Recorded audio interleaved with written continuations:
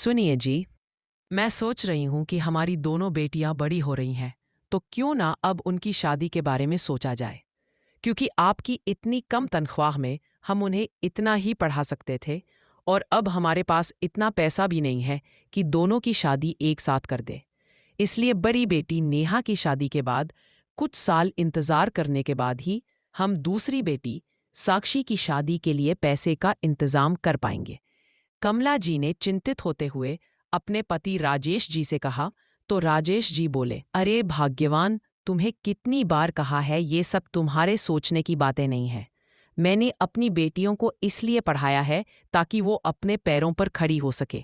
उन्हें आगे बढ़ने का मैं पूरा मौका दूंगा, क्योंकि शादी के बाद इतनी जिम्मेदारी हो जाती है कि लड़की अपने बारे में कभी सोच नहीं पाती।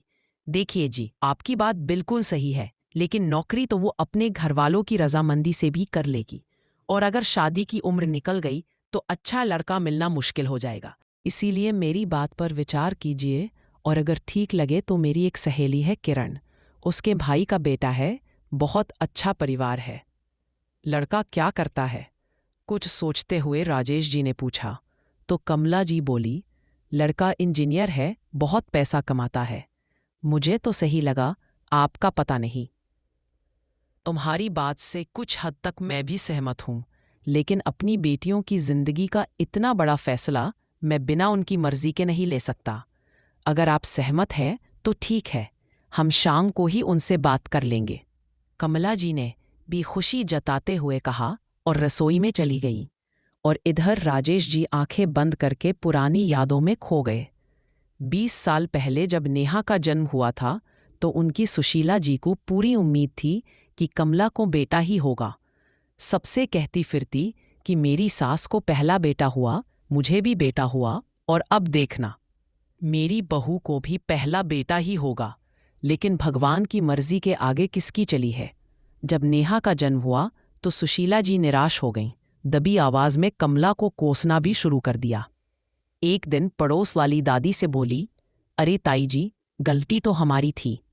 हमें यह भी तो देखना था कि यह भी अपनी माँ की पहली बेटी है, बस इसीलिए इसके भी पहली बेटी हो गई। कमला तो बेचारी चुप ही रहती, लेकिन राजेश जी एक दिन बोल ही पड़े, अम्मा, ये रात दिन क्या बेटा बेटा लगा के रहती हो। मेरे लिए बेटे और बेटी में कोई फर्क नहीं है, और जब मुझे पालन पोषण में कोई दिक्कत नहीं है तो फिर आप भी परेशान मत होइए। बेटे का गुस्सा देखकर सुशीला जी चुप हो गईं, कुछ भी कहना बंद कर दिया। लेकिन अब एक नई धुन सवार हो गई। अब जिंदगी ही कितनी बची है। अगर जीते जी घर का चिराग देख लेती तो सुकून से मरती। पर अम्मा, आपको हुआ क्या है? राजेश जी हंसते हुए बोले, अरे बेटा, बुढ़ापे का शरीर है, क्या जाने भगवान का कब बुलावा आ जाए। खैर, अम्मा की मुराद ऊपर वाले ने सुन ली, और एक दिन कमला ने सुशीला जी को बताया कि वह दोबारा माँ बनने वाली है। यह सुनकर तो सुशीला जी बहुत खुश हो गईं, और पिछली सारी बातें भूलकर कमला का खूब ख्याल रखने लगी। इस बार भी बेटे की उम्मीद थी। लेकिन कमला को 7वां महीना ही चल रहा था कि एक दिन सुशीला जी बाथरूम में फिसल कर गिर गईं। सर पर इतनी जोर की चोट लगी कि 2 दिन बेहोश रहने के बाद भी होश नहीं आया, और भगवान को प्यारी हो गई। राजेश जी और कमला जी के दुख की तो कोई सीमा ही नहीं थी। अम्मा के जाने से पूरा घर सूना सा हो गया। जैसी भी हों, पर घर की रौनक थी। सुशीला जी चली गईं, मन में पोते की आस लिए। यह अफसोस कहीं ना कहीं कमला को भी था। खैर, भगवान की मर्जी के आगे किसकी चली है। 9 महीने पूरे हो गए और एक बार फिर कमला ने बेटी को जन्म दिया। वैसे इस बार कमला को भी बेटे की ही आस थी, लेकिन राजेश जी अपने उसूलों के पक्के ठहरे। दूसरी भी बेटी हो गई तो क्या हुआ, दिखा दूंगा दुनिया को कि बेटियां बेटों से कम नहीं होती। एक दिन अपने माता पिता का नाम रोशन करेंगी तो सारी दुनिया कहेगी, वो देखो, नेहा और साक्षी के पापा जी जा रहे हैं। बस इसी भावना के साथ राजेश जी ने कमला से कह दिया कि बेटे की राह में तीसरी संतान को जन्म नहीं देंगे। कमला ने भी राजेश जी की बात पर सहमति जता दी, क्योंकि वह भी जानती थी कि उनकी इतनी हैसियत नहीं है कि वह 3-3 बच्चों की अच्छी परवरिश कर पाए। बस इसीलिए उसने भी पति के निर्णय में सहमति दे दी। और इस तरह एक माता पिता की जिम्मेदारी को देखते हुए राजेश जी और कमला जी ने बेटियों की परवरिश में कोई कमी नहीं छोड़ी। दोनों बहनें पढ़ाई से लेकर घर के कामकाज तक हर काम में निपुण थीं और जितनी सुंदर खुद उतना सुंदर स्वभाव। आज कमला ने जो भी बातें कहीं उनमें काफ़ी हद तक सच्चाई भी थी, क्योंकि बढ़िया परवरिश और उच्च शिक्षा के चलते राजेश जी का बैंक बैलेंस बहुत ज़्यादा नहीं हो पाया। और वैसे भी आज के समय में आपकी बेटी चाहे जितनी होशियार हो, पढ़ी लिखी हो, जब शादी की बात होती है तो दहेज की समस्या सबसे पहले आती है। अच्छा लड़का चाहिए तो दहेज भी चाहिए, और लाख कोशिश करो पर पहली बेटी में ही इतना खर्चा हो जाता है कि दूसरी की शादी करने से पहले 10 बार सोचना पड़ता है। सही कहा था कमला ने। आज से कोशिश करेंगे तभी दोनों बेटियों की शादी सही समय पर कर पाएंगे। अभी राजेश जी सोच विचार में ही डूबे थे कि तभी उनकी छोटी बेटी साक्षी आ गई। पापा जी, चलिए मम्मी बुला रही है, खाना तैयार है। हाँ बेटा, आता हूँ, कहते हुए राजेश जी भी उठकर खाने के टेबल पर आकर बैठ गए और नेहा से बोले, बेटा पढ़ाई कैसी चल रही है? जी पापा जी, पढ़ाई ठीक चल रही है। बेटा, तुमसे एक सलाह लेनी थी। जी बोलिए पापा। देख बेटा, तुमसे तो कुछ भी छुपा नहीं है। मैंने छोटी सी कमाई में तुम दोनों बहनों की अच्छी से अच्छी परवरिश देने की कोशिश की। तुम्हारी पढ़ाई अभी चल ही रही है और पूरी होते होते तो पता नहीं कितना समय और लगेगा। इसलिए अगर तुम्हारी रजामंदी हो तो हम तुम्हारी शादी करना चाहते हैं। बेटा पढ़ी लिखी हो, ससुराल वाले चाहेंगे तो आगे और भी पढ़ा देंगे। लेकिन बेटा, अगर तुम्हारी शादी में देर हुई तो साक्षी की शादी भी समय से नहीं कर पाएंगे। इसलिए अगर तुम कहो तो हम तुम्हारी शादी करना चाहते हैं, लेकिन यह कोई जबरदस्ती नहीं है। तुम हाँ कहोगी तभी हम बात को आगे बढ़ाएंगे। अपने पिता की बात सुनकर नेहा पहले तो कुछ देर तक चुप रही, फिर धीरे से बोली, पापा जी जैसी आपकी मर्जी, मुझे कोई आपत्ति नहीं है। नेहा की बात सुनकर कमला जी की आंखों में तो चमक आ गई। राजेश जी जानते थे कि नेहा बहुत समझदार है। वह अपने माता पिता की परिस्थितियों को देखते हुए राजी हो गई। आगे किसी ने कोई बात नहीं की। खाना खाने के बाद सब अपने अपने काम में लग गए।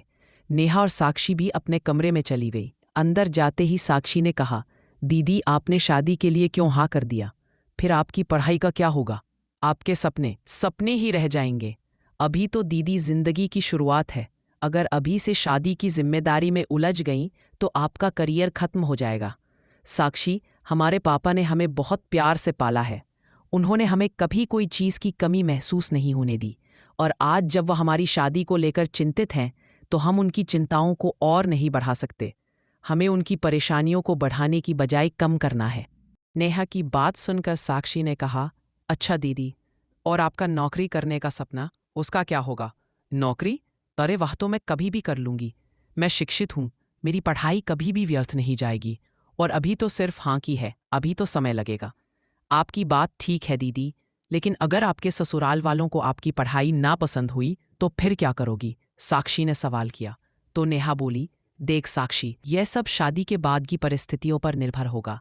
अगर मेरे ससुराल में सब ठीक रहा और उन्हें मेरे आगे की पढ़ाई करना पसंद नहीं होगा तो मैं पढ़ाई नहीं करूंगी। मेरे विचार से जीवन में सुख शांति होना सबसे ज़रूरी है। मेरे नौकरी पैसा होने से अगर घर परिवार में कलह होती है तो ऐसी नौकरी का क्या फ़ायदा? इसका मतलब आप समझौता कर लोगी? नहीं साक्षी, सबकी खुशी में ही खुश होना मेरे जीवन का उसूल है। नेहा ने सहजता से उत्तर दिया। तो साक्षी बोली, ठीक है दीदी, फिर चलो बंद करो ये किताबें और शादी के सपने देखना शुरू कर दो। कहते हुए साक्षी हंसने लगी। उधर नेहा की सहमति के बाद कमला जी की खुशी का तो कोई ठिकाना ही नहीं था। न जाने कितने सपने उनके आंखों के सामने नाचने लगे। अगले दिन जल्दी जल्दी उसने सारे काम निपटाए और अपनी सहेली किरण को फ़ोन लगाया। हेलो किरण, मैं कमला बोल रही हूँ। अरे हाँ कमला, तुम कैसी हो? मैं ठीक हूँ किरण, अपनी नेहा ने शादी के लिए हाँ कर दी है। उस दिन तुम अपने भाई के बेटे की बात कर रही थी ना, वो कैसा रहेगा अपनी नेहा के लिए? तुमने तो हमारे दिल की बात कह दी। अरुण बहुत ही अच्छा लड़का है, घर परिवार भी बहुत अच्छा है, 2 छोटी बहनें हैं और फिर मेरे भैया जी के पास इतनी जायदाद है कि उन्हें बेटियों की शादी की भी कोई चिंता नहीं है। पर किरण, हमारे पास बहुत पैसा नहीं है। तुम तो जानती हो, नेहा के पापा की इतनी अच्छी कमाई नहीं रही। बस बच्चे अच्छे से पढ़ गए, बस थोड़ा बहुत जो जमा किया उसी में दोनों बेटियों की शादी भी करनी है। हाँ कमला, मुझे सब पता है। एक बार बात तो उठने दो, फिर देखते हैं। वैसे मेरे भैया भाभी के पास इतना पैसा है कि उन्हें बस बहू चाहिए, किरण जी ने कहा। तो इधर कमला जी खुश हो गई और बोली, तो ठीक है, आज ही बात करना और फिर जैसा भी हो बताना मुझे। मेरी बहुत इच्छा है कि नेहा की शादी अरुण के साथ हो जाए। हाँ कमला, मैं पूरी कोशिश करूंगी। और फिर जोड़ियां तो ऊपर वाला ही बनाता है। यदि नेहा की किस्मत में अरुण होगा तो ये शादी जरूर होगी। तुम निश्चिंत रहो। ठीक है, मैं तुम्हारे फोन का इंतजार करूंगी, कहकर कमला जी ने फोन रख दिया और मन ही मन हाथ जोड़कर भगवान से प्रार्थना करने लगी। हे मेरे भोलेनाथ, मेरी प्रार्थना सुन लेना। लेकिन जब 1-2 दिन बीत गए, किरण जी का फोन नहीं आया तो कमला जी को लगने लगा कि शायद लड़के वालों ने मना कर दिया। तभी किरण जी ने फोन नहीं किया। हर समय कमला जी के कान फोन पर ही लगे रहते। आखिर 4-5 दिन इंतजार करने के बाद किरण जी का फोन भी आ गया। हेलो कमला, मैंने भाभी से बात की थी। वह अपनी नेहा को देखना चाहती है। जीजा जी को बोल देना एक बार मेरे भाई से फोन पर बात कर ले। अरे वाह किरण, ये तो बहुत अच्छी बात है। एक काम करना, जब वह लोग नेहा को देखने आएंगे तो तुम भी साथ में आ जाना। अगर तुम साथ रहोगी तो हमें भी थोड़ी हिम्मत मिलेगी। हाँ ठीक है कमला, मैं भी भैया भाभी के साथ आ जाऊंगी। अरे, नेहा की शादी अरुण से हो जाए, इससे ज्यादा खुशी की बात मेरे लिए और क्या हो सकती है। पर हाँ, तुम जीजा जी से कह देना कि वह जल्दी से बात करके नेहा को देखने दिखाने की बात कर ले। ठीक है, आज ही उन्हें बोलती हूँ, कहकर कमला जी ने फोन रख दिया। और अगले ही दिन राजेश जी ने किरण के भाई धर्मेश जी से बात की तो 2 दिन बाद ही नेहा को देखने आने की बात तय हो गई। अच्छी बात तो यह थी कि 2 दिन बाद अरुण भी छुट्टी पर आ रहा था और धर्मेश जी चाहते थे कि इन्हीं छुट्टियों में अरुण भी नेहा को देख ले और अगर अरुण को नेहा पसंद आई तो शादी भी जल्दी ही करवा देंगे। खैर, 2 दिन के बाद राजेश जी के घर में जोर शोर से तैयारियां चल रही थीं। अरे नेहा, तुम अभी तक तैयार नहीं हुई? जाओ, सुबह से काम में लगी हो। वह लोग आते ही होंगे, ऐसे ही ठीक हूं जैसी हूं। उन्हें वैसी ही पसंद आनी चाहिए, नेहा ने कहा। तो साक्षी भी बोली, हाँ मम्मी, दीदी ठीक ही तो कह रही है। और फिर हमें भी तो लड़का पसंद होना चाहिए ना। चलो, बातें मत बनाओ और दोनों जाकर तैयार हो जाओ। तुम्हारे पापा को मिठाई और समोसे लेने भेजा था। वह भी लगता है हलवाई की दुकान पर खुद ही समोसे बनाने बैठ गए।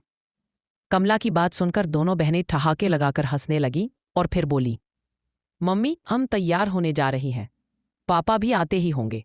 तभी दरवाजे की घंटी बजी। देखो साक्षी, कौन आया है? लगता है तुम्हारे पापा आ गए हैं, दरवाजा खोल दो।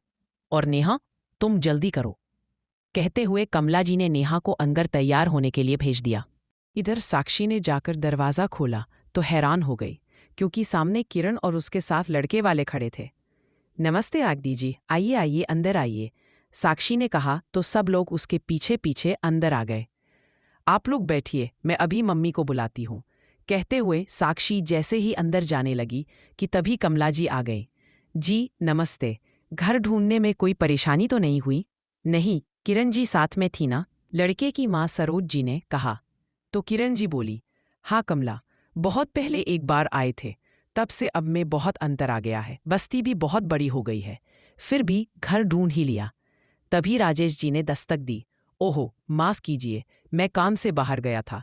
यहाँ पास में ही समोसे की दुकान है, वहाँ बहुत अच्छे समोसे मिलते हैं, तो सोचा आप लोगों को भी खिलाया जाए, बस वही लेने चला गया था। कोई बात नहीं राजेश जी, आपके घर आकर हमें यह लगा ही नहीं कि हम पहली बार मिले हैं, सरोज जी ने कहा। तभी राजेश जी समोसे और मिठाई कमला जी को देते हुए बोले, अरे कमला, जाओ भाई, चाय और समोसे लेकर आओ और नेहा को भी तो मिलवा दो सबसे। जी बिल्कुल, मैं अभी आती हूँ, कहकर कमला मुस्कुराते हुए अंदर नेहा के कमरे में गई। साक्षी बेटा, तुम चाय बनाओ, और नेहा, तुम भी साक्षी के साथ बाहर आ जाना, और वह लोग जो भी पूछें अच्छे से जवाब देना बेटा, बात बिगड़नी नहीं चाहिए। लड़का भी बहुत अच्छा है, क्या बोलते हो तुम लोग अंग्रेजी में? हैंडसम, बहुत हैंडसम है, यह सुनकर दोनों बेटियां फिर से एक बार हंसने लगी। क्या मम्मी, आप भी ना, कहते हुए साक्षी रसोई में चली गई। कुछ देर के इंतजार के बाद साक्षी नेहा को लेकर हॉल में आ गई।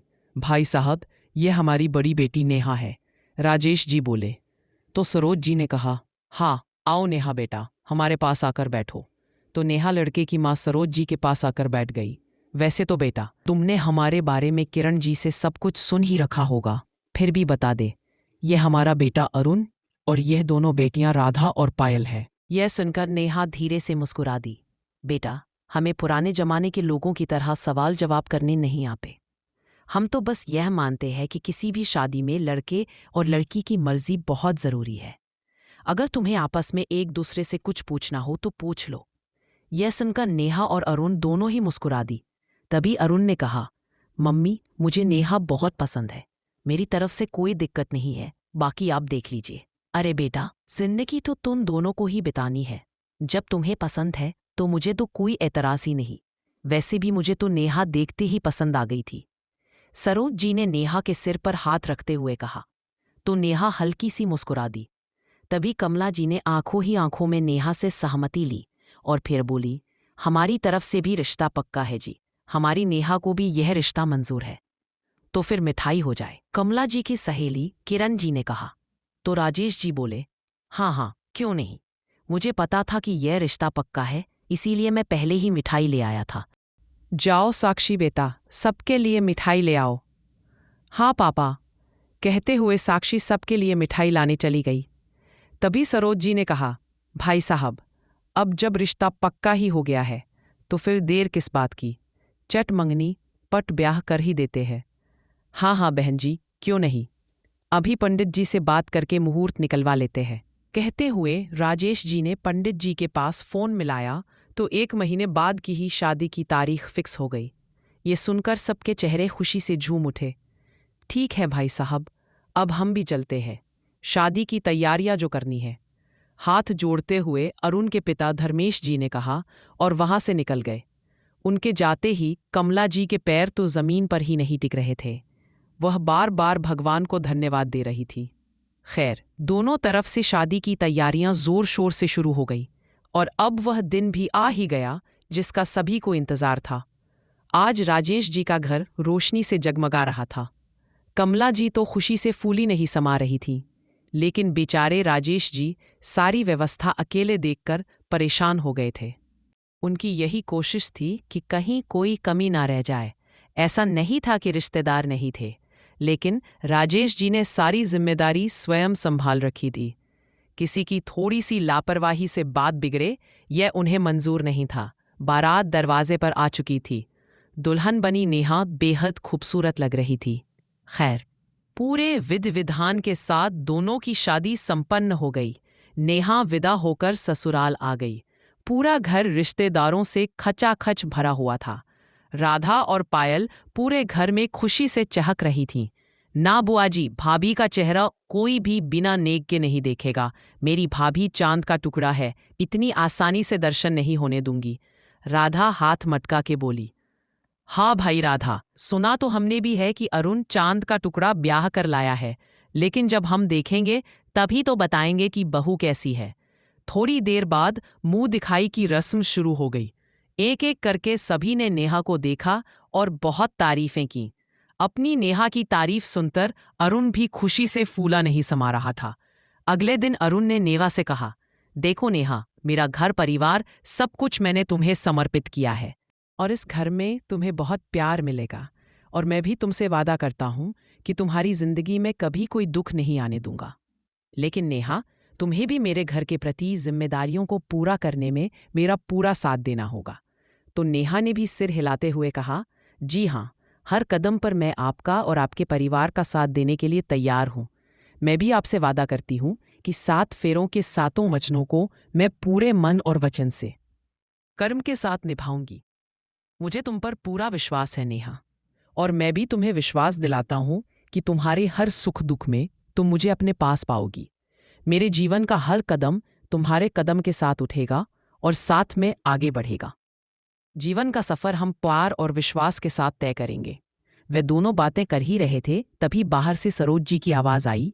अरुण बेटा, तुम्हारी बुआ जी जा रही हैं, उन्हें छोड़कर आ जाओ। हाँ माँ, अभी आया, कहकर अरुण बाहर चला गया। शादी के बाद 10 दिन कैसे निकल गए उन्हें पता ही नहीं चला।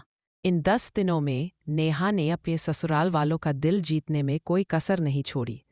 हर किसी की जुबान पर सिर्फ नेहा का ही नाम था। नेहा भी इतना अच्छा ससुराल पाकर स्वयं को बहुत भाग्यशाली समझ रही थी। अरुण भी नेहा से जल्दी आने का वादा करके अपनी ड्यूटी पर लौट गया, तो नेहा भी कुछ दिनों के लिए अपने मायके लौट आई। कमला जी अपनी लाडली का बेसब्री से इंतजार कर रही थी। साक्षी अपनी किताबों में उलझी हुई थी, उसे भी नेहा का इंतजार था। दरवाजे की घंटी बजी। अरे साक्षी, लगता है नेहा आ गई है। यह सुनते ही साक्षी दौड़कर दरवाज़ा खोलने भागी। सामने नेहा को देखकर गले से लग गई। कैसी हो दीदी? साक्षी ने आंखों में आंसू भरकर पूछा। ठीक हूँ, तुम कैसी हो? बिल्कुल ठीक नहीं हूँ दीदी, तुम्हारे जाने के बाद मैं बिल्कुल अकेली पड़ गई, कहते हुए साक्षी बिलख कर रो पड़ी। उन्हें देखकर कमला जी की आंखों में भी आंसू आ गए। अरे तुम लोगों ने यह सब क्या शुरू कर दिया? बेटी ससुराल से पहली बार घर आई है तो उसका हंसी खुशी से स्वागत करो। राजेश जी साक्षी के सिर पर हाथ फेरकर बोले। पिता थे, वह साक्षी का अकेलापन महसूस कर सकते थे। नेहा बेटा, तुम नहा धोकर तैयार हो जाओ, फिर हम साथ में खाना खाएंगे और ढेर सारी बातें करेंगे, कमला जी ने नेहा से कहा। तभी साक्षी बोली, और हाँ नेहा, आज मम्मी ने सारी चीज तुम्हारी पसंद की बनाई है, सुबह से रसोई में लगी है। साक्षी हंसते हुए बोली तो नेहा भी मुस्कुरा दी। मायके में रहते नेहा को कब 1 महीना हो गया उसे पता ही ना चला। एक दिन नेहा के ससुर धर्मेश जी नेहा को लेने पहुंच गए। भाई साहब, अभी नेहा के बिना घर बहुत सुना हो गया है। उसके आ जाने से घर की दीवारें भी काटने को दौड़ती है, जबकि हमारे यहाँ तो 10 दिन ही रही थी, लेकिन फिर भी हमें उसकी आदत हो गई। अनामिका और तनु तो रोज अपनी माँ से पूछती थीं कि भाभी कब आएगी, पर लता जी ने सोचा अभी नई नई शादी हुई है, इसलिए क्यों परेशान करना। लेकिन अरुण का फोन आया था तो उसने बताया कि 1-2 दिन में वह आने वाला है। बस इसीलिए हमें यूं अचानक नेहा को लेने आना पड़ा। कमला और राजेश जी ने एक बार फिर भारी मन से अपनी बिटिया को विदा कर दिया। नेहा भी अरुण से मिलने के लिए ससुराल आ गई। मम्मी, भाभी आ गई है, अनामिका जोर से चिल्लाई। ठीक है, भाभी को वहीं रुकने को कहो, घर की लक्ष्मी आई है, आरती की थाली लेकर आती हूँ।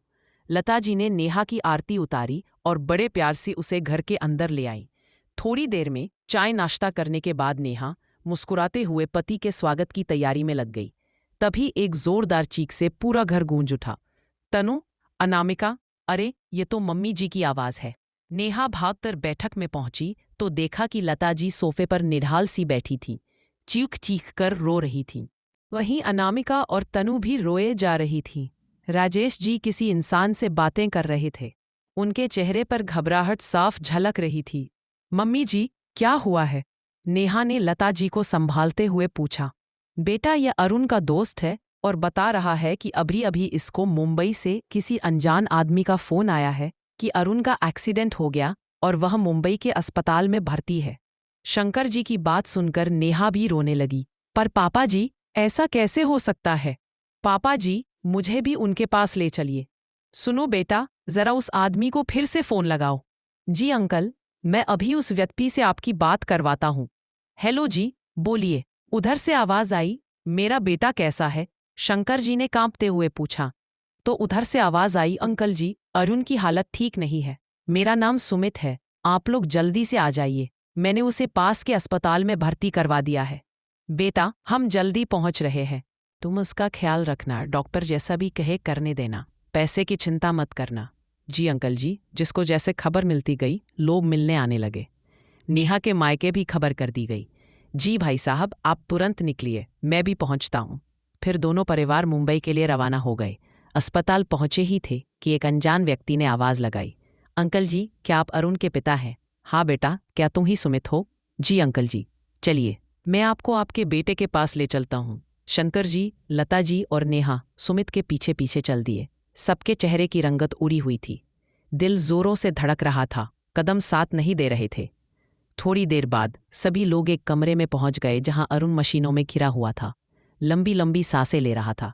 लता जी जोर से रो पड़ी। अरुण की हालत बयां करना बहुत मुश्किल था। अंकल जी, भाभी, आप लोग धीरज से काम लीजिए। सुमित भाई, ये सब कैसे हुआ? अरुण का दोस्त सुनील बोला, जो शंकर जी के साथ ही आया था। सुमित कुछ बताने ही वाला था कि नर्स आ गई। मिस्टर सुमित, ये लोग कौन हैं? मरीज के पास इतनी भीड़ क्यों है? सिस्टर, हम अरुण के माता पिता हैं और ये अरुण की पत्नी है। नर्स ने नेहा को गौर से देखा और बोली, कितने दिन हुए हैं शादी को? जी, अभी 1.5 महीना भी नहीं हुआ है। लता जी धीरे से बोली। उनकी आंखों के आंसू रुकने का नाम ही नहीं ले रहे थे। सुमित जी, आप मेरे साथ चलिए, आपसे कुछ बात करनी है। तो सुमित नर्स के पीछे पीछे चल दिया। कुछ आगे जाकर नर्स रुक गई। सुमित जी, मेरी बात मानिए तो अपने मरीज को किसी और बड़े अस्पताल में दिखाइए। वैसे तो मुझे अस्पताल प्रशासन की ओर से ऐसा सुझाव देने का कोई अधिकार नहीं है, किंतु मरीज की हालत और उस मासूम सी लड़की को देखकर मैं आपको ये सलाह दे रही हूँ। ठीक है सिस्टर, मैं अरुण के माता पिता से इस विषय में अभी बात करता हूँ। सुमित ने शंकर जी से बात की, पर उसी वक्त अरुण को बड़े अस्पताल में भर्ती करा दिया। बेटा, तुम्हें अरुण कैसे मिला?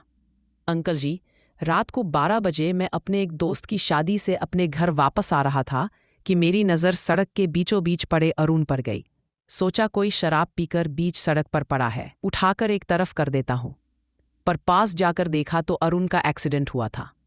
पूरे शरीर पर चोट का निशान नहीं था, लेकिन सर पूरी तरह से खून से भरा पड़ा था। थोड़ी देर पहले की घटना थी, लेकिन अंकल जी, मुझे महसूस हुआ कि उसमें अभी भी जान है। बस फिर क्या था, तुरंत उसे अपने दोस्तों की मदद से अस्पताल में भर्ती करवाया। उसकी जेब से ये बटुआ और ये फ़ोन मिला और बस मैंने बिना देखे जाने एक नंबर मिला दिया। और फिर मेरी सुनील से बात हुई। उसके आगे जो भी हुआ आपको पता ही है अंकल जी। बेटा, तुम मेरे लिए किसी भगवान से कम नहीं हो। लता जी ने रोते हुए कहा। तो सुमित बोला, नहीं आंटी जी, ऐसा मत कहिए, बस भगवान को धन्यवाद दीजिए। इधर नेहा तो जब से अरुण से मिली थी, एक बार भी उसके पास से नहीं हटी। न किसी से कुछ बोलना और न ही खाने पीने की सुध। बस आंखों से आंसू बहे जा रहे थे। 10 दिन हो चुके थे, लेकिन अरुण की हालत में कोई सुधार नहीं हुआ। नेहा बेटा, अगर तुम अपना ख्याल नहीं रखोगी तो लता जी को कौन संभालेगा? कमला जी ने कहा। तो नेहा बोली, मम्मी, उनके बिना मैं मर जाऊंगी। भगवान जी से बोलिए ना, वो अरुण को ठीक कर दे। नेहा रोते हुए बोलती जा रही थी, तो कमला जी उसे सांत्वना देते हुए बोली, सब ठीक हो जाएगा बेटा, भगवान जी कभी किसी के साथ बुरा नहीं करते। पास बैठी लता जी दोनों की बातें सुन रही थी। वह भी बोल पड़ी, कमला जी, आप ही बताइए, आपके भगवान जी ने मेरे बेटे के साथ ऐसा क्यों किया? सोचा था शादी होगी तो घर हंसी खुशी से गूंज उठेगा, लेकिन यहां तो सब उल्टा हो गया। बेटे की शादी होते ही घर में मातम छा गया। बहन जी, शुभ शुभ बोलिए, ये आप कैसी बातें कर रही हैं? कमला जी ने भरे गले से कहा। तो लता जी बोली, और क्या बोलूं, सारी खुशियां मिट्टी में मिल गईं। न जाने किस मुहूर्त में शादी हुई। चुप रहो लता, यह अस्पताल है और यह ख्याल तुम अपने दिमाग में भी मत लाना कि इस शादी से कुछ हुआ है। भगवान के आगे किसी की मर्जी नहीं चलती, इसलिए किसी को दोष देने की बजाय भगवान से प्रार्थना करो। शंकर जी बोल ही रहे थे कि तभी नेहा ने अरुण के शरीर में हलचल महसूस की। मम्मी देखो, अरुण को होश आ रहा है। अरुण ने अभी अभी अपना हाथ हिलाया। यह सुनकर सुनील डॉक्टर के केबिन की ओर भागा। डॉक्टर भी तुरंत आ गई और अरुण को देखते ही मृत घोषित कर दिया। यह सुनकर राजेश जी और शंकर जी के परिवार पर तो जैसे दुखों का पहाड़ टूट पड़ा। सब दुख से भरे थे। किसी ने बेटा खोया तो किसी ने भाई, किसी ने दामाद खोया, किसी ने सुहाग। कौन किसको संभालता? दुनिया तो सबकी उजड़ गई थी। ऐसे में एक बार फिर सुमित और उसके परिवार ने सबको संभाला। सीने पर पत्थर रखकर अरुण का अंतिम संस्कार कर दिया। अरुण चला गया, जीवन भर का गम देकर। नेहा रोती रही, चीखती चिल्लाती रही, लेकिन भगवान के आगे किसी की नहीं चलती। अरुण को गए हुए 15 दिन हो गए थे। तभी एक दिन कमला जी ने गौर किया कि अब लता जी नेहा और कमला से कम बातें करती है। शुरू शुरू में कमला जी को लगा शायद बेटे के गम में खामोश हो गई है। फिर धीरे धीरे उनकी बातों में नेहा के लिए तानों की बौछारें आने लगी। अनामिका और तनु भी हर समय नेहा को घृणा की दृष्टि से देखने लगी।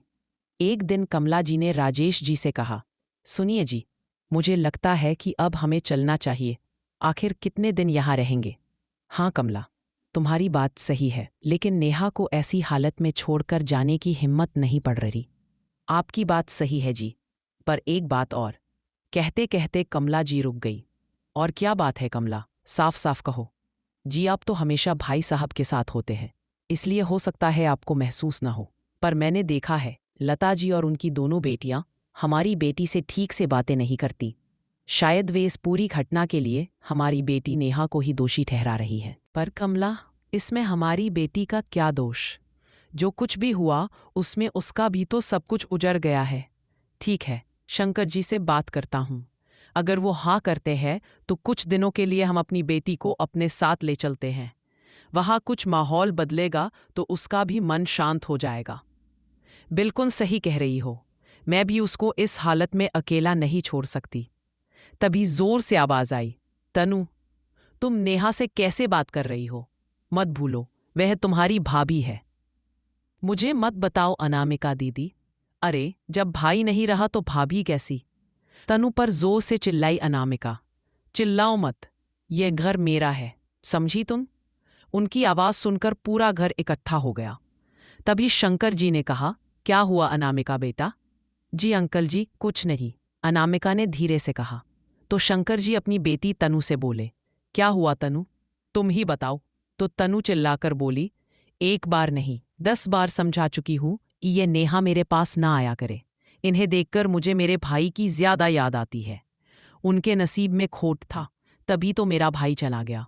तनु, बंद करो अपनी है बकवास। कौन भरता है तुम्हारे दिमाग में ये सब?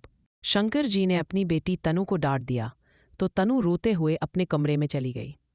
नेहा अपने सर को झुकाए सब बातें सुन रही थी, पर न जाने क्यों आज उसकी आंखों में आंसू नहीं थे, सिर्फ दर्द था।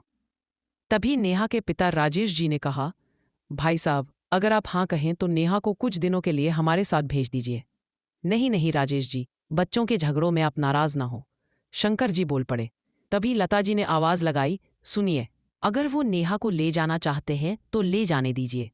तो शंकर जी ने कहा, नहीं लता, नेहा के जाने के बाद घर का वीरान और बढ़ जाएगा, अरुण के जाने का दर्द और गहरा हो जाएगा। तभी उनकी बात को बीच में काटते हुए लता जी बोली, आप समझने की कोशिश क्यों नहीं करते? हमारा अरुण जा चुका है और नेहा यहाँ रहेगी तो वो और दुखी रहेगी। जी भाई साहब, भेज दीजिए नेहा को हमारे साथ। आप जब कहेंगे हम नेहा को वापस ले आएंगे। ठीक है, जैसी आपकी मर्जी, जाओ नेहा। बेटा, जाने की तैयारी करो, शंकर जी ने कहा। पर नेहा तस से मस न हुई। चलो नेहा, घर चलो, कमला जी ने कहा। तो नेहा बोली, कौन सा घर मम्मी? मेरा घर तो यही है। मेरा दुख और मेरा सुख सब इस घर से जुड़ा है। जो भी है सब यही है, मैं कहीं नहीं जाऊंगी। थोड़े दिन में वापस आ जाना बेटा, कमला जी ने नेहा को समझाते हुए कहा। नहीं मम्मी, पापा ने भी तो अपना बेटा खोया है। अनामिका और तनु ने अपना भाई खो दिया। इनका गम भी तो मेरे गम जैसा ही है। फिर मैं कैसे इनको अकेला छोड़ दूं? पापा, इन्हें मेरी जरूरत है, मैं कहीं नहीं जाऊंगी। ठीक है बेटा, तुम्हें जो ठीक लगे वह करो, जब दिल करे खबर कर देना, कहकर राजेश जी अपनी पत्नी व छोटी बेटी के साथ घर लौट आए। सब लोग चले गए। नेहा बड़ी देर तक अरुण की तस्वीर को सीने से लगाए रोती रही। आ जाओ अरुण, तुम क्यों इतनी दूर चले गए? मैं अकेले नहीं जी सकूंगी। आ जाओ, या मुझे भी अपने पास बुला लो। अरुण, तुमने कहा था कि मुझे सरप्राइज दोगे। सच में अरुण, तुमने जीवन भर न भूलने वाला सरप्राइज दे दिया। अरुण, कितनी बड़ी जिम्मेदारी दे गए। पर तुम चिंता मत करना, मैंने तुम्हें जो वचन दिया था उन वचनों को मैं निभाऊंगी। मम्मी पापा मेरे रहते कभी अकेले नहीं हो सकते। मैंने तुमसे वादा किया था, मैं सारी जिंदगी उनका ख्याल रखूंगी। हाँ अरुण, मैं उनकी बहू हमेशा उनके साथ रहूंगी। कोशिश करूंगी कि उन्हें तुम्हारी कमी महसूस न होने दूं। तनु और अनामिका की पढ़ाई से लेकर शादी तक की पूरी जिम्मेदारी निभाऊंगी। सोचते सोचते नेहा ने अचानक ही अपने आंसू पोंछे और अनामिका के कमरे में चली गई। जाकर अनामिका को आवाज लगाई तो अनामिका ने कोई जवाब नहीं दिया। पास जाकर देखा तो अनामिका किसी किताब के पन्ने पलट रही थी। उसमें तनु की तस्वीर रखी थी। तस्वीर किसी रक्षाबंधन की थी। नेहा समझ गई कि अनामिका पन्ने पलटकर पढ़ने का नाटक कर रही है। अनामिका पढ़ रही हो? नेहा ने पूछा, लेकिन अनामिका फिर भी चुप ही रही। अनामिका नाराज हूँ? नेहा की आंखों में आंसू आ गए। अनामिका, कुछ गलती हुई तो माफ कर दो। देखो, अब तुम्हारे भैया नहीं रहे। हमें तो सारी जिंदगी एक दूसरे के साथ रहना है। इस तरह नाराज होंगी तो मैं किसका मुंह देखकर जिंदा रहूंगी? अब तुम ही लोग मेरा सहारा हो, और विश्वास करो, मैं तुम्हें कभी तुम्हारे भैया की कमी महसूस नहीं होने दूंगी। अनामिका की आंखों में भी आंसू बह चले, लेकिन जैसे ही नेहा ने अनामिका को सीने से लगाया, तभी अनामिका ने नेहा का हाथ झटक दिया। नहीं, तो मेरी भाभी नहीं हो, तुम तो वह मनहूस छाया हो जिसकी परछाई पड़ते ही भैया हमें छोड़कर चले गए। अब तो हमें भी तुमसे डर लगता है। अनामिका, तुम कैसी बातें कर रही हो? नेहा दर्द से कराह उठी। चली जाओ यहां से, और ये मनहूस सूरत लेकर मेरे सामने मत आया करो। ये सुनकर नेहा रोते हुए अपने कमरे में चली गई और अपना चेहरा दर्पण में निहारने लगी। सुना माथा, सुनी मांग, अब बचा ही क्या था? उसके चेहरे की सारी रंगत तो अरुण के साथ ही चली गई। सही कहा रिंकी ने, मनहूस ही तो हूं मैं। जन्म जन्मों का साथ निभाने की बात करने वाला अरुण मात्र 10 दिन मेरे साथ रहा, और उन 10 दिनों में मेरे हिस्से में चंद यादें ही तो आई थी, और अब उन्हीं यादों के साथ पूरी जिंदगी काटनी है और उसे दिए गए वचनों को निभाना है। सोचते हुए नेहा ने एक बार फिर आंसू पोंछे और घड़ी पर नजर डाली। समय का पता ही नहीं चला। 5 बजे गए। पापा जी की चाय का समय हो गया। सोचते हुए नेहा रसोई की ओर चल दी, लेकिन रसोई में जाकर देखा तो लता जी चाय बना चुकी थी। अरे मम्मी जी, आपने चाय क्यों बनाई? मुझे आवाज दे देती। कोई बात नहीं, यह तो रोज की बात है। नहीं मम्मी जी, आगे से यह नहीं होगा। अब सारे दुख भूलकर मुझे आप लोगों का ख्याल रखना है। नेहा ने चेहरे पर हल्की सी मुस्कान लाते हुए कहा। तभी लता जी ने कहा, अच्छा, तो इतनी जल्दी तुम सब भूल जाओगी? सही भी है। साथ भी कितने दिन का था? मात्र 10 दिन का। अरे, हमने तो उसे जन्म दिया था, पाला पोसा था, कलेजे का टुकड़ा था। तुम भूल सकती हो, हम नहीं। मम्मी, नेहा ने प्रसन्नता भरी नजरों से लता जी की ओर देखा। लता जी ने चाय ली और शंकर जी के पास चली गईं। नेहा को लगा अभी धरती फट जाए और वह उसमें समा जाए। मैंने तो ऐसा कुछ भी नहीं कहा। अरुण के जाने से मुझे कितना फर्क पड़ा, वह मैं ही जानती हूं, पर मेरे दुखी रहने से सब दुखी होंगे। यह सोचकर मैं इनके सामने दुखी नहीं होना चाहती थी, पर मेरी बात को तो मम्मी जी ने उल्टा ही ले लिया। खैर, कोई बात नहीं। अभी मम्मी जी, अनामिका और तनु मुझे जानती ही कितना है। धीरे धीरे वह भी मुझे समझने लगेंगी और सब ठीक हो जाएगा। अरुण को गए 6 महीने हो गए। लता जी, अनामिका और तनु नेहा के साथ बहुत बुरा सलूक करती। बेचारी नेहा किसी से कोई शिकायत नहीं करती, बस अरुण की तस्वीर के आगे अपने मन की बात करके दिल हल्का कर लेती। लेकिन हाँ, शंकर जी नेहा को अपनी तीसरी बेटी मानने लगे थे। कई बार वह अपनी पत्नी व बेटियों के गलत व्यवहार के कारण उन्हें डांट भी देते, पर तीनों माँ बेटी को कोई फर्क नहीं पड़ता। एक दिन शंकर जी ने कहा, नेहा बेटा, मैं तुमसे कुछ कहना चाहता हूं। जी पापा जी, बोलिए। बेटा, मैं सोच रहा था कि तुम कुछ दिनों के लिए अपने मायके चली जाओ। माहौल बदलेगा तो तुम्हें भी अच्छा लगेगा। नहीं पापा जी, आप लोगों को मेरी बहुत ज़रूरत है, और फिर ये मेरा अपना घर है। मुझे खुश रहने के लिए कहीं और जाने की ज़रूरत नहीं है। फिर भी बेटा, मेरी बात मानो और कुछ दिनों के लिए जाओ। राजेश जी भी अक्सर मुझे फ़ोन पर कहते रहते हैं। मैं कल ही उन्हें फ़ोन कर देता हूँ कि वह तुम्हें आकर ले जाएंगे। तो नेहा ने भी हाँ में सिर हिला दिया। उसकी सहमति पाते ही 2 दिन बाद ही राजेश जी आकर अपनी बेटी को लेकर चले गए। जाते हुए नेहा ने अपने साथ अरुण की फ़ोटो भी ले ली, क्योंकि अरुण की यही फ़ोटो ही तो थी जो उससे बातें करती थी। मायके पहुंचकर नेहा हर समय गुमसुम रहती। साक्षी उसे बहुत समझाने की कोशिश करती, लेकिन नेहा भी क्या करती। एक दिन फोन की घंटी बजी। नेहा ने फोन उठाया। हेलो जी, मैं नेहा से बात करना चाहता हूँ। हाँ जी बोलिए, मैं नेहा ही बोल रही हूँ। नेहा, मैं अभिषेक बोल रहा हूँ, मुंबई से। जी, आपको मेरा नंबर कहाँ से मिला? मैं आपके ससुराल गया था आप सबसे मिलने के लिए, तो उन्होंने बताया कि आप मायके में हैं, बस वहीं से आपका नंबर ले लिया। अच्छा जी, ठीक है, आप मेरे मायके आ जाइए। 1 घंटे बाद अभिषेक नेहा के घर पहुंच गया, तो सामने नेहा को देखते ही उसका दिल भर आया। आओ बेटा, नमस्ते अंकल जी, कैसे हैं आप?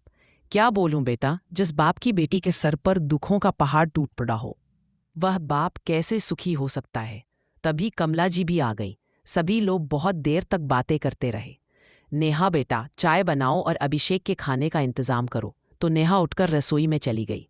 नहीं अंकल जी, मैं तो बस आप सबसे मिलने के लिए चला आया। खाने की कोई ज़रूरत नहीं है। अंकल जी, मेरे विचार में नेहा को आगे की पढ़ाई के विषय में विचार करना चाहिए। वैसे नेहा ने आपको कभी बताया कि वह जीवन में क्या करना चाहती है? बिल्कुल बेटा, मेरी नेहा डॉक्टर बनना चाहती थी, किंतु भाग्य के खेल से कौन अछूता रहा है। उसकी तकदीर उसके सपनों पर भारी हो गई। अंकल जी, निराश मत होइए। यह समय है, कभी अच्छा आता है तो कभी बुरा। लेकिन नेहा को सब भुलाकर आगे बढ़ना होगा। तभी नेहा चाय लेकर आ गई। नेहा जी, जीवन रुकने का नहीं, निरंतर चलते रहने का नाम है। अरुण की यादें आपको आत्मिक सुख दे सकती हैं, लेकिन इन यादों को पैरों की बेड़ी बनाना ठीक नहीं। जीवन में आगे बढ़ते रहो। अभिषेक ने नेहा को समझाते हुए कहा, लेकिन नेहा चुप रही। थोड़ी देर बाद नाश्ता पानी करके अभिषेक वहां से चला गया। उसके जाते ही नेहा के पापा बोले, अभिषेक ठीक कह रहा है, तुम्हें अपने भविष्य के बारे में सोचना चाहिए। अगर तुम चाहो तो अपनी आगे की पढ़ाई पूरी कर सकती हो। नहीं पापा जी, अब मेरे जीवन का सिर्फ एक मकसद है, अरुण के परिवार की देखभाल करना पापा जी। मैं उनका इतना ख्याल रखूंगी कि वह मुझे अपनी बहू से बेटी कहने लगे। नेहा बेटा, यह तुम्हारी भावना है, लेकिन जरूरी तो नहीं। और फिर मैंने तुम्हारी सास और नंदों को देखा है। अनामिका तो उस हादसे के लिए तुम्हें ही दोषी ठहराती है। कमला जी ने उसे समझाते हुए कहा। तो नेहा बोली, मम्मी, अनामिका अभी बच्ची है। और फिर मैंने अरुण को वचन दिया था। कहते कहते नेहा रो पड़ी। ठीक है बेटा, जैसे तुम्हारी इच्छा, कहकर राजेश जी चुप हो गए। समय बीता। नेहा को मायके आए हुए 6 महीने से अधिक हो गए थे। ससुराल से किसी ने उसकी सुध नहीं ली। वही फोन करके हालचाल लेती रहती। कुछ दिन तो लता जी ने उसका फोन उठाया, किंतु बाद में या तो वहां फोन ही नहीं उठाती, या फिर हाँ या ना करके बात खत्म कर देती। तो एक दिन नेहा ने कमला जी से कहा, मम्मी, मैं अपने ससुराल जाना चाहती हूँ। मुझे पापा मम्मी की बहुत याद आ रही है। मुझे भी उनका इंतज़ार रहता है। और वैसे भी मेरे तो नसीब में ही इंतज़ार लिखा है, कभी खत्म न होने वाला इंतज़ार। जानती हूँ अब अरुण कभी नहीं आएंगे, फिर भी उनका इंतज़ार रहता है कि शायद कभी आकर वह मुझे चौंका दे। और फिर पापा जी तो बीमार रहते हैं, वह मुझे कैसे लेने आ सकते हैं? ठीक है बेटा, मैं तुम्हारे पापा से बात करूंगी। राजेश जी से बात की तो वह भी मान गए और अगले ही दिन अपनी बेटी को ससुराल छोड़ने जाने की बात कह दी। तो नेहा के चेहरे पर भी हल्की सी मुस्कान आ गई। लेकिन अरुण की याद आते ही वह अपनी भावनाओं पर काबू न रख सकी और फूट फूट कर रोने लगी। कमला जी ने उसे सीने से लगा लिया। अरे, मेरी बहादुर बेटी रो रही है। कमला जी की आंखों में भी आंसू बह निकले। मम्मी, आज अरुण की बहुत याद आ रही है। बेटा, जो होना था सो हो गया। सब कुछ बहुत कष्टकारी था, पर कब तक इन आंसुओं के सहारे जिंदगी कटेगी? परेशान मत हो, भगवान ने कुछ अच्छा भी सोचा होगा। भगवान पर विश्वास रख, कमला जी ने उसे ढांढस बंधाते हुए कहा। तभी फोन की घंटी बजी। देखा तो उनकी सहेली किरण का फोन था। हेलो, हेलो कमला, ये क्या किया तुम लोगों ने? किरण जी गुस्से से बोली। तो कमला जी ने कहा, क्या हुआ किरण? क्या किया हमने? कमला, परसों शंकर भैया का देहांत हो गया और आपके यहां से कोई भी नहीं आया। अरे, कम से कम नेहा को ही भेज दिया होता। क्या बात कर रही हो किरण? हमें इस विषय में कोई खबर नहीं है। पर कमला, लता भाभी तो रो रो कर बोल रही थी कि उन्होंने आपको 15 दिन पहले फोन कर दिया था। झूठ बोलती हैं वह। पिछले 6 महीने से उन्होंने एक बार भी फोन करके नेहा का हालचाल नहीं पूछा। और कुछ दिन पहले जब शंकर भाई साहब से हमारी बात हुई तो वह ठीक बता रहे थे। कमला, मुझे आपकी बात पर विश्वास है। मैं लता भाभी को भी भली भांति जानती हूँ, लेकिन मेरे विचार से आप जल्दी से जल्दी नेहा को लेकर वहां पहुंचे। बिल्कुल किरण, अगर तुम्हारा फोन नहीं भी आता तो भी आज नेहा और उसके पापा उसके ससुराल जा रहे थे। अब मैं भी जाऊंगी। ठीक है कमला, कहकर किरण ने फोन रख दिया। कमला ने नेहा को सारी बात बताई। तो उसी समय सभी लोग नेहा के ससुराल के लिए निकल गए। वहां पहुंचे तो नेहा को देखते ही लता जी जोर से चीखने लगी, खबरदार, अगर घर के अंदर पैर रखा तो। बहन जी, भाई साहब के जाने का हमें भी बहुत दुख है और हमें तो आज ही पता चला, राजेश जी ने अपनी बात रखते हुए कहा। तो लता जी बोली, राजेश जी, आपसे हमारा कोई संबंध नहीं है। आपकी बेटी अपशगुनी है, आते ही मेरे बेटे को खा गई और अब मेरा सुहाग उजड़ गया। इसके आते ही मेरा घर परिवार उजड़ गया। चले जाइए यहाँ से। बहन जी, ये समय नहीं है ऐसी बातों का। और फिर मेरी बेटी ने भी तो बहुत कुछ खोया है। मैं कुछ नहीं सुनना चाहती। अब मेरे पास सहारे के नाम पर मेरी बेटियां ही बची है और मैं नहीं चाहती कि इस मनहूस का साया मेरी बेटियों पर पड़े। चली जाओ यहाँ से। इतना कहकर लता जी ने नेहा को धक्का दे दिया। लता जी की जली कटी बातें सुनकर नेहा पत्थर हो गई और बिना कुछ कहे घर से बाहर निकल गई। राजेश जी और कमला जी भी रोते हुए नेहा के पीछे पीछे चल दिए। नेहा घर लौट आई और कई दिनों तक रोती रही। फिर अपने आप को समझाया कि ऐसे कब तक रोती रहूंगी। एक ससुर था जो उसे अपनी बेटी मानता था, वह भी चला गया। तो अब सास तो उसे उस घर में पैर भी नहीं रखने देगी। तो क्यों न अब अपनी जिंदगी में आगे बढ़ा जाए। यही सोचकर उसने एक दिन अपने पापा से कहा, पापा, मैं आगे पढ़ना चाहती हूँ। यह सुनकर राजेश जी और कमला जी भी खुश हो गए और समझ गए कि नेहा ने परिस्थितियों से तालमेल बिठाना शुरू कर दिया है। अब नेहा और साक्षी एक साथ पढ़ती और हंसती बोलती। कुछ दुख ऐसे होते हैं जो जीवन में कभी खत्म तो नहीं होते, लेकिन समय के साथ कम जरूर हो जाते हैं। नेहा के साथ भी यही हुआ और इस तरह पहली बार में ही नीट की परीक्षा पास कर नेहा ने मेडिकल की पढ़ाई शुरू कर दी। इधर अभिषेक भी नेहा को पूरा सहयोग देता। मम्मी, आप एक बार नेहा से मिल तो लीजिए। अभिषेक ने अपनी माँ सुजाता जी से कहा। तो सुजाता जी चिढ़ते हुए बोली, बेटा पागल मत बनो, तुम्हारे लिए लड़कियों की क्या कमी है जो तुम उस विधवा से शादी करने की जिद कर बैठे हो। मम्मी, नेहा ने मात्र 10 दिन पपी के साथ समय बिताया है और उन 10 दिनों का बोझ लेकर नेहा सारी जिंदगी सजा बनकर रह जाएगी। बेटा, तुम्हारी 2 बहनें भी हैं, कभी सोचा है उनकी शादी कैसे होगी। मम्मी, मेरी शादी से उनकी शादी का क्या संबंध है। बेटा, ये तुम्हारे लिए आसान है, हमारे लिए नहीं। ये समाज ऐसी शादियों को कभी स्वीकार नहीं करता। नेहा को लेकर जिस गली से निकलोगे, लोग यही कहेंगे कि ये वही लड़की है जिसकी दूसरी शादी हुई है, और फिर धीरे से तंज कसेंगे कि जरूर लड़के में ही कुछ कमी होगी, तभी ऐसी लड़की को स्वीकार किया। मम्मी, मुझे समाज की चिंता नहीं है। यह समाज तब सामने क्यों नहीं आया जब नेहा को उसके पति की मौत का जिम्मेदार ठहराया गया, उसे धक्के मारकर घर से निकाल दिया गया, और भगवान न करे ऐसा कोई हादसा हमारी दोनों बहनों के साथ हो जाता, तो भी आप ऐसा ही सोचती। अभिषेक, ऐसे अशुभ बातें करते तुझे शर्म नहीं आती है। मम्मी, शुभ अशुभ कुछ भी नहीं होता, सब हमारे मन की भावनाएं हैं। और फिर जो बात सुनकर आप इतनी नाराज हो रही है वह नेहा पर बीत रही है। मम्मी, आपके लिए समाज ज्यादा जरूरी है या मेरी खुशियां। बेटा, यह प्यार कहीं दया तो नहीं है। मम्मी, चाहे तुम कुछ भी समझो, नेहा के पापा ने मुझसे विनती की है और मैं भी नेहा को इस तरह दुखी नहीं देखना चाहता। सुजाता जी थोड़ी देर के लिए खामोश हो गई। तभी उनके पति दीपक जी भी आ गए। देखो बेटा, तुम जो कदम उठाने जा रहे हो वह आसान नहीं है। हमारे समाज में विधवा से विवाह एक ऐसी समस्या है जिसे खत्म करना तो सब चाहते हैं। विधवा स्त्री से सभी सहानुभूति रखते हैं, लेकिन जब बात अपने ऊपर आती है तो लोग पीछे हट जाते हैं। बेटा, तुम्हारी माँ भी उन्हीं लोगों में से एक है, पर मुझे खुशी है कि तुमने मेरी शिक्षा का मान रखा। लेकिन बेटा, तुम्हारा यह निर्णय भी आसान नहीं है। तुम्हें लोगों के कटाक्ष का सामना करना पड़ेगा। क्या ऐसे में तुम अपने निर्णय पर काबू रख पाओगे? जी पापा जी, मैंने बहुत सोच समझकर यह निर्णय लिया है। मुझे आपकी शिक्षा और अपने ऊपर पूरा विश्वास है। तो फिर ठीक है बेटा, हम भी नेहा से मिलना चाहते हैं। धन्यवाद पापा, मुझे आपसे यही उम्मीद थी।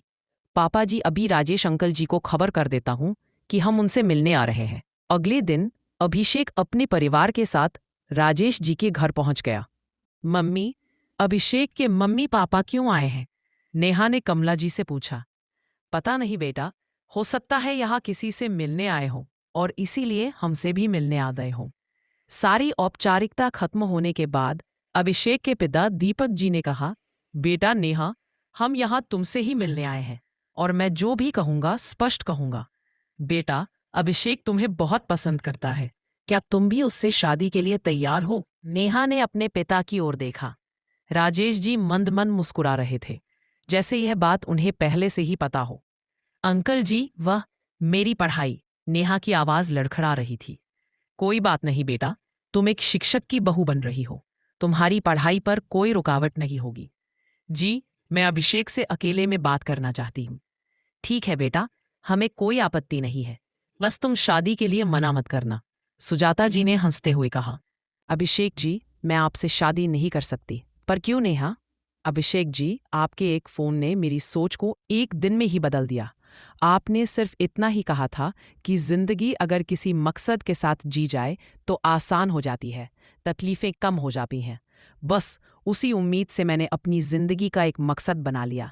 क्योंकि भगवान ने जो जीवन दिया है उसे जीना ही पड़ेगा, और फिर डॉक्टर बनकर लोगों की सेवा करने का निर्णय लिया। धीरे धीरे मैं खुश भी रहने लगी। लेकिन इसका मतलब ये नहीं कि मैं अरुण को भूल गई। अभिषेक जी, मैंने अरुण को वचन दिया था कि मैं जीवन भर उसके परिवार को अपना परिवार मानूंगी। मैं उनको दिया वचन नहीं तोड़ सकती। वह मुझे अपना नहीं मानते, पर मेरे लिए वह सर्वोपरि है। मैं आपसे शादी नहीं कर सकती हूँ। नेहा, किस दुनिया में जी रही हो? होश में आओ। अरुण इस दुनिया से जा चुके हैं और उनका परिवार भी तुम्हें पूरी तरह से भुला चुका है। इंसानियत के नाते मैं तुम्हें कभी नहीं रोकूंगा उस परिवार का ख्याल रखने के लिए, बल्कि तुम्हारा साथ दूंगा। किंतु एक वचन के लिए अपनी सारी जिंदगी एक कुएं में मेंढक बनकर रह जाना, क्या ठीक है? नेहा, जिंदगी को जिंदा दिल से जियो। जिंदगी उतनी कठिन भी नहीं जितना हम समझ लेते हैं। जिंदगी बहुत आसान है। बस जीने की कला आनी चाहिए। जीवन की चुनौतियों का सामना करना आना चाहिए। शादी का मतलब बंधन नहीं होता। शादी का मतलब है जब दो लोग मिलकर जिंदगी को खुशहाल बनाते हैं, जिंदगी को और आसान बनाते हैं। ये मेरे विचार हैं और मेरी तरफ से तुम्हें कभी कोई तकलीफ नहीं होगी। तुम्हें वहां सारी खुशियां दूंगा जिसकी तुम हकदार हो। बाकी तुम्हारी मर्जी, मैं तुम्हारे साथ कोई जबरदस्ती नहीं करूंगा। इतना कहकर अभिषेक कमरे से बाहर चला गया तो नेहा की निगाहें दीवार पर लगी अरुण की तस्वीर पर टिक गईं। नेहा बहुत देर तक अभिषेक की बातों पर विचार करती रही और फिर अरुण की तस्वीर को दीवार से निकालकर अलमारी में रख दी और चल पड़ी जीवन की अगली पारी खेलने। बाहर आकर उसने शादी के लिए हाँ कर दी तो सब लोग बहुत खुश हो गए। साक्षी भी नेहा के निर्णय से बहुत खुश थी, क्योंकि साक्षी ने भी खुद से वादा किया था कि जब तक नेहा का दूसरा घर नहीं बस जाता वह अभी शादी नहीं करेगी। खैर, एक बार फिर नेहा शादी के बंधन में बंध गई। ससुराल में नेहा को बहुत प्यार और सम्मान मिल रहा था। अभिषेक का परिवार उसे महसूस ही नहीं होने देता कि उसका एक दर्द भरा इतिहास भी है।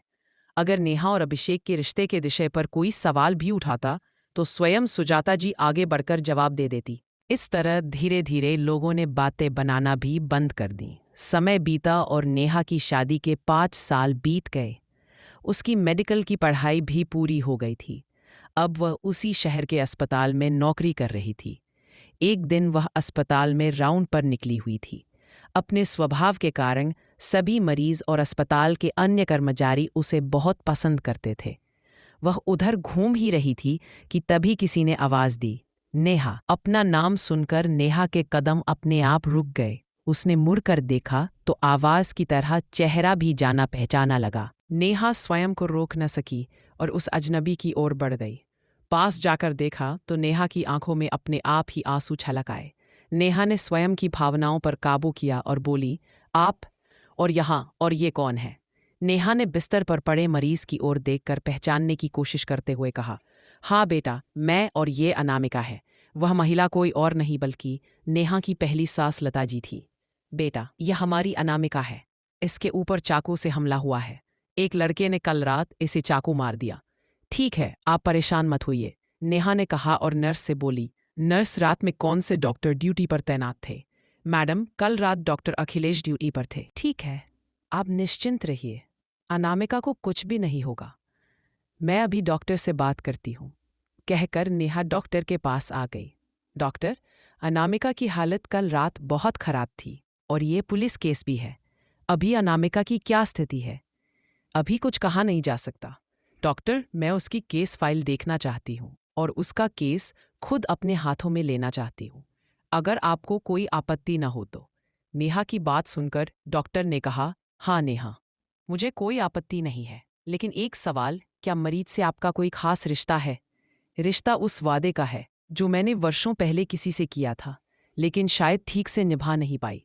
ठीक है, आपको मैं ये केस सौंप रहा हूँ। मुझे आप पर पूरा विश्वास है। अभी डॉक्टर अखिलेश और नेहा के बीच बातें चल ही रही थीं कि नर्स दौड़ते हुए केबिन में आई। डॉक्टर, कल रात वाली मरीज की हालत बहुत बिगड़ गई है, उसे खून की उल्टी हो रही है। ये सुनकर नेहा और डॉक्टर अखिलेश दौड़कर अनामिका के पास पहुंचे, लेकिन तब तक अनामिका दम तोड़ चुकी थी। डॉक्टर, यूं अचानक? नेहा ने धीरे से पूछा। हाँ, उनके पेट में गहराई से घाव होने। यह सुनकर नेहा की आंखों से आंसू बह चले। लता जी भी जोर जोर से रो रही थी। उनकी बेटी अनामिका भी उन्हें छोड़कर जा चुकी थी। आज एक बार फिर नेहा को अरुण को दिया हुआ वचन याद आ गया। आज उसे एहसास हुआ कि वह कितनी स्वार्थी है। अपने स्वार्थ के लिए उसने अरुण के परिवार को बेसहारा छोड़ दिया, और इसीलिए आज अनामिका और लता जी इस हालत में हैं। नेहा की आत्मा उसे धिक्कार रही थी। नेहा, मेरी अनामिका चली गई। मेरी बेटी मुझे अकेला छोड़कर चली गई। लता जी का रुदन सुनकर हर आने वाले की आंखें नम हो गईं। थोड़ी देर में पुलिस भी आ गई और अनामिका के शव को पोस्टमार्टम के लिए भेज दिया। अब सवाल यह था कि लता जी कहाँ जाए। वैसे तो उनका अपना घर भी था, किंतु इस हालत में उन्हें अकेला छोड़ना भी ठीक नहीं था। नेहा ने लता जी से पूछा, तनु कहाँ है? बेटा, तनु तो हमें बहुत पहले ही छोड़कर जा चुकी है किसी लड़के के साथ। अब अनामिका भी छोड़कर चली गई। आज नेहा की आत्मा भी रो रही थी। उसने स्वयं को संभाला और अभिषेक को फोन लगाया। हेलो अभिषेक, क्या आप दुकान बंद करके घर आ सकते हैं? क्यों नेहा, क्या हुआ? तुम उदास क्यों हो? अभिषेक, आज तुम्हारी नेहा को तुम्हारी जरूरत है। कहते कहते नेहा रो पड़ी। देखो नेहा, रो मत, मैं अभी घर पहुंचता हूं। अभिषेक घबराकर घर पहुंचा। उसी समय नेहा भी घर पहुंच गई। साथ में लता जी भी थी। दोनों की आंखों में आंसू थे। क्या हुआ नेहा, और ये कौन है? अभिषेक ने लता जी को गौर से देखा और बोला, आंटी जी, आप यहाँ इस तरह? बेटा, मेरी अनामिका चली गई। कैसे आंटी जी? अभिषेक ने हैरानी से पूछा। बेटा, तुम्हारे अंकल जी के जाने के बाद मैं, अनामिका और तनु बहुत अकेले हो गए थे, जिसका लोगों ने फायदा उठाना शुरू कर दिया। गली के लड़के आते जाते अनामिका और तनु को छेड़ते। एक दो बार उनकी शादी की बात भी चली, लेकिन लोगों ने लड़के वालों को भड़का के रिश्ता भी नहीं होने दिया। तो फिर हम माँ बेटी गांव छोड़कर यहाँ मुंबई शहर आ गए। बदनसीबी ने हमारा पीछा यहाँ भी नहीं छोड़ा। वे गुंडे हमारा पीछा करते हुए यहाँ तक आ गए और फिर कल रात के अंधेरे में उन्होंने अनामिका से बदतमीजी करने की कोशिश की। अनामिका के विरोध करने पर उसे चाकू मार दिया। आपने पुलिस की सहायता नहीं ली? नहीं बेटा, समाज में बदनामी के डर से कभी पुलिस में शिकायत नहीं की। सभी लोग चुपचाप सब कुछ सुन रहे थे। अब आप क्या करेंगी? अभिषेक की माँ सुजाता जी ने पूछा। जी, अब इस दुनिया में मेरा कोई नहीं। जहां भगवान भेजेंगे चली जाऊंगी। अस्पताल और पुलिस की सारी औपचारिकता पूरी हो जाने के बाद कहीं भी चली जाऊंगी। लता जी ने लंबी आह भरते हुए कहा। अगले दिन अभिषेक ने ही अनामिका का अंतिम संस्कार किया। लता जी, नेहा के ससुराल में उसका मान सम्मान और सबका आपसी प्यार देखकर मन ही मन बहुत दुखी हो रही थी। ऐसा लाड़ दुलार वह भी नेहा पर लुटा सकती थी। अरुण के जाने के बाद नेहा को उनके प्यार और सहयोग की सबसे ज्यादा जरूरत थी, लेकिन उन्होंने क्या किया? नेहा को मनहूस कहकर धक्के मारकर निकाल दिया। शंकर जी भी इसी दुख में बीमार रहने लगे। अंतिम समय में नेहा को याद करते रहे, लेकिन लता जी ने नेहा को खबर तक नहीं की। अरुण और शंकर जी के जाने के बाद यदि नेहा साथ होती तो तनु और अनामिका के ऊपर कोई भी बुरी नज़र नहीं डालता। लोगों को एक डर होता, लेकिन लता जी ने तो अपने पैरों में स्वयं ही कुल्हाड़ी मार ली थी, जिसका अंजाम आज सामने था। सच में आज लता जी खुद से नजरें नहीं मिला पा रही थीं। 2 दिन बाद लता जी दोपहर में आराम कर रही थी। तभी दीपक जी अभिषेक के कमरे में गए। अभिषेक बेटा, लता जी के बारे में क्या सोचा है? पापा, मुझे समझ नहीं आ रहा कि क्या किया जाए। उनके आगे पीछे भी कोई नहीं। आखिर रिश्तेदारों के पास भी कितना दिन रहेंगी? आय का भी कोई साधन नहीं बचा। नेहा बेटा, तुम्हारा क्या कहना है इस विषय में? नेहा ने कोई जवाब नहीं दिया। तो दीपक जी ने कहा, सुजाता तुम ही कुछ बोलो। सुजाता जी बोली, देखो जी, लता जी को हम अपनी तरफ से जाने के लिए कभी नहीं कह सकते हैं। आखिर वह दुखियारी कहाँ जाएंगी? उन्होंने नेहा के साथ जो भी किया उसका उन्हें पछतावा भी है। नेहा बेटा, अगर तुम कुछ कहना चाहो तो कह सकती हो। भले ही उस घर में तुम्हारा सिंदूर का रिश्ता खत्म हो गया हो, लेकिन इंसानियत का रिश्ता कभी खत्म नहीं होता। यह सुनकर नेहा सुजाता जी के गले से लगकर फूट फूट कर रोने लगी। मम्मी जी, मैंने अरुण को वचन दिया था कि मैं उसके परिवार को हमेशा अपना परिवार मानूंगी, लेकिन विधि के विधान को कुछ और ही मंजूर था। फिर अभिषेक की तरफ देखते हुए नेहा ने कहा, अभिषेक, मुझे गलत मत समझना, मैं आज भी तनमन से पूरी तरह से आपकी हूँ, लेकिन वह वादा पूरा करना चाहती हूँ। नेहा, मैं जानता हूँ तुम बहुत अच्छी हो। अरुण का जाना एक हादसा था। मुझे खुशी है कि तुम अपनी बात की पक्की हो, वादा करके निभाना जानती हो। और फिर नेहा, अनामिका का अंतिम संस्कार करके मैंने भी तो भाई का रिश्ता निभाया है। तब लता जी मेरी माँ की तरह है। पापा जी, अगर आपकी इजाज़त हो तो लता आंटी को हम अपने साथ ही रख ले। शाबाश बेटा, मुझे तुमसे यही उम्मीद थी। मुझे नाज है अपनी परवरिश पर। दीपक जी ने अभिषेक के सर पर हाथ रखते हुए कहा, और फिर नेहा से बोले, वाह बेटा, बहू हो तो तुम्हारे जैसी, जो हर हाल में अपने वचन निभाना जानती हो। अरुण के जाने के बाद भी तुम अपनी जिम्मेदारी निभाने से पीछे नहीं रही। शाबाश बेटा। सुजाता, तुम्हें लता जी के यहाँ रहने से कोई एतराज़ तो नहीं? जी नहीं, मुझे कोई एतराज़ नहीं, बल्कि मुझे तो खुशी होगी कि घर के अंदर ही एक सहेली मिल जाएगी। तो फिर चलो, लता जी को भी ये खुशखबरी दे देते हैं। कहते हुए सब लोग बाहर आ गए। लता जी आंखें बंद किए सोने की मुद्रा में थीं, लेकिन सबके आने की आहट से वह उठकर बैठ गई। लता जी, आज से आप इस घर में रहेंगी। आपको कहीं भी जाने की ज़रूरत नहीं है। आज से आप मेरी छोटी बहन हैं और ये आपके बेटे बहू हैं। किस्मत का लेख देखिए, एक बार फिर आपकी बहू आपके पास आ ही गई। पर बहन जी, ये संभव नहीं है। कहते कहते लता जी की आंखें भर आई। लता, तुम जैसे सुजाता जी की बहन हो, वैसे ही मेरी भी बहन हो, और हम में से आपके यहाँ रहने पर किसी को कोई आपत्ति नहीं है। बल्कि हमें खुशी होगी कि मेरे बेटे बहू अपनी जिम्मेदारी पूरी ईमानदारी से उठा रहे हैं। दीपक जी की बात सुनकर लता जी की आंखें भर आईं। उसने नेहा को गले से लगा लिया और अभिषेक के सर पर हाथ रखते हुए बोली, आज मुझे मेरा बेटा अरुण और बहू नेहा वापस मिल गई। यह सुनकर नेहा को भी सुकून मिला कि आज उसका पति को दिया हुआ वचन पूरा हो गया। तो दोस्तों, आपको यह कहानी कैसी लगी? कमेंट करके ज़रूर बताएं। आप इस कहानी को किस शहर से सुन रहे हैं? और कहानी अच्छी लगी हो तो प्लीज़ वीडियो को लाइक करें, शेयर करें और हमारे चैनल मम्मी इंस्पायर्ड को सब्सक्राइब ज़रूर करें। बहुत बहुत धन्यवाद।